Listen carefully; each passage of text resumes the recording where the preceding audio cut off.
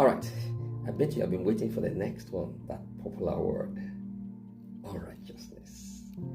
Now, before you can understand what unrighteousness means biblically, we need to first understand what righteousness means. Okay, so what is righteousness? Or better still, what does the Bible mean when it uses the word righteousness? Not the one you read on Google Translate, but the biblical original meaning of righteousness. Hold on, let's go into it. Now, like other words we have been discussing, the word righteousness is from several words. We have tzedek, we have kadik, we have dikausis, we have dike or dike, depending on the way you want to pronounce it, D-I-K-E. Now, these words can simply be translated to mean to conform to custom, to tradition, to a norm set by society. All right. So when the Bible said to be righteous, it's referring to somebody who abides, who conforms, who aligns with the culture, with the norm, with the code, with the way things are being done at that point in time in history. Now, the problem with righteousness is that the standard changes from generation to generation, because the standard is not measured according to an unfailing word of God, the Bible. The standard is measured according to the norm at that time, the custom at that time, the standard at that time. Now, so when the Bible says Job was a righteous man, now, does it mean Job was born again? No. It simply means that the things that were defined as being right or wrong in the times of Job conformed to it. Okay, so anytime the Bible says he was a righteous man or he's a righteous man, you understand? The Bible is actually saying that this man, in terms of the way things are being done in his time, in society, this man is perfect. So the Bible calls that kind of a man a righteous man.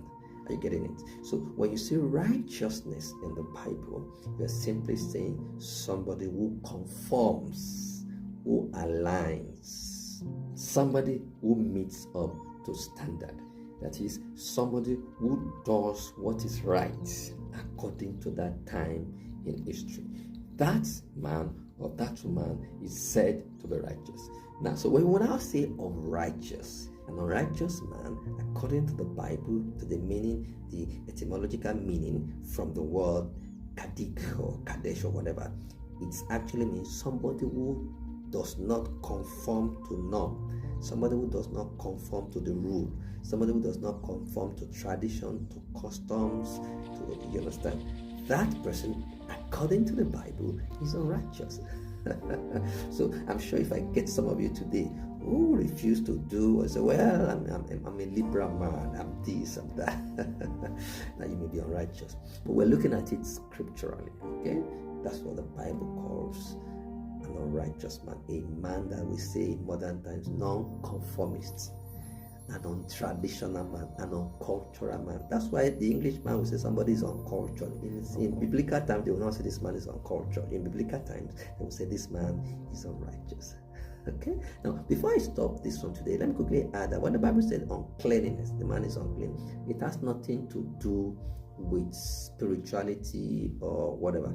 Uncleanness is purely sanitary thing, is an health thing. Now, so when the Bible said unclean, the Bible is simply saying that this man is breaking the law that has to do with health or sanitation or sanitary matter. Okay? So keep that in your mind. All right, we'll look at another word next time. Stay tuned. I hope you're enjoying this. Have a blessed day. All right, finally, we are looking at the most popular word in the Bible, holiness. Holy. Some of you beat yourself. Oh, I want to be holy, holy. Be you holy, even as your Father in heaven is holy, holy.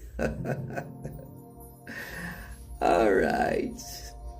A great man also described holiness as simply obedience. And he may actually be right, but let's look at what is the biblical meaning of holiness. Hold on, stay tuned. We're going to it now.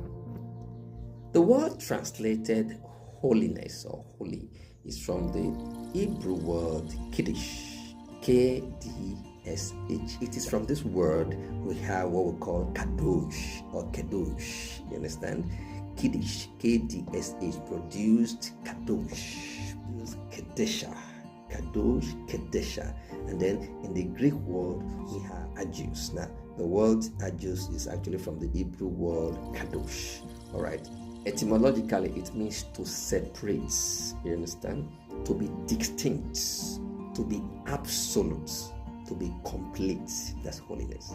Let me repeat that. To be distinct, to be separate, to be absolute, to be whole. That's holiness.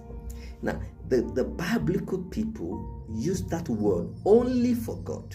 It's never used for human being. When they say holy, it's actually a way to hallow God. The word kadosh, the word kadesha, yes, all right, is actually the word used to describe the nature of God, the person of God. It's never used for human being. It's in modern times that we are trying to be more Catholic than the Pope that we begin to refer to holiness as human being, especially because Jesus Christ said, "Be ye holy, even as your Father in heaven is holy." All right, that was Hagios. Okay. Now, what Jesus Christ was trying to say is that be separate, be distinct from the world. So, when the Bible, especially in the New Testament, is saying, "Come out from among them and be ye separate," is actually saying, "Come out from among them and be holy." In actual fact, the word holiness, kadosh, is actually a word used to reverence and worship God. It's to be absolute. It's not a matter of you do or you don't do. It's not a matter of you obey or you don't obey. It's not a matter of whether you sin or you don't sin. You can't be like God in terms of holiness, but we can borrow that word to mean when you separate yourself or when something is absolute. You know what absolute means? When something is a standard for others to follow. You can't find any blemish, you can't find any impurity, you can't find anything that is not in its same system. It's not in its same the same formative particles or the same formative elements. You understand? The formative elements or particles or molecules, whatever you want to call it, they are the same. You understand? That is the word Kedusha or Kadosh or Kiddush.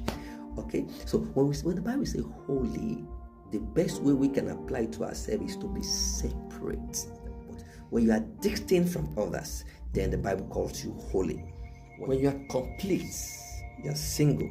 When I mean single, you are focused on something and you pursue that singular thing. We say your purpose is holy. We say your intentions are holy. Why? Because you are single in your purpose, you are single in your pursuit. So when the Bible now mentions holiness, I think you have an idea now, to be separate, to be distinct, to be absolute.